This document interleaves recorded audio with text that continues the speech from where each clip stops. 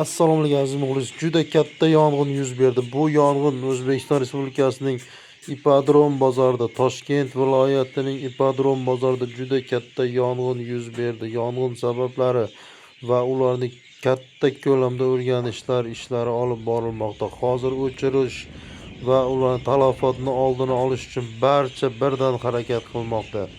Bu bozor ma'muriyati va albatta bu yerda bo'lgan barcha insonlar uchun katta talafot hisoblanadi. Bu bozor tunu kun ishlaydi. 24 soatli juda katta bozor edi. Qizlar buni qaranglar, qizlar dahshat yonyapti ipodrom, buni qaranglar qizlar. Mana bu yo'l yuzidagi zapravka ham уже portlaydi deyapti hozir. Mana odamlarning qochishini qaranglar qizlar.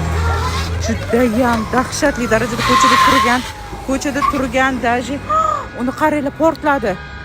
Ko'chada turgan nima deydi, mashinalar ham уже yonib ketibdi qizlar, buni qaranglar. Mana ipodromdagi nima edi, sklad deydimi, nima o'shalar yonyapti ekan qizlar, dahshat.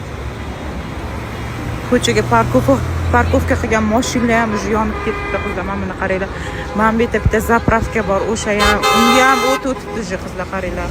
Allohim hammamiz o'zaro asrasin bunaqa o't balosidan, suv balosidan qizlar, mana buni qaranglar. O'chirib bo'lmayapti ekan qizlar, qaranglar, hamma panikada. Qizlar dahshat yonyapti, lekin qaranglar. Hozir portladimi? Voy, ana portlayapti qizlar. Qaranglar, dahshat qizlar, dahshat.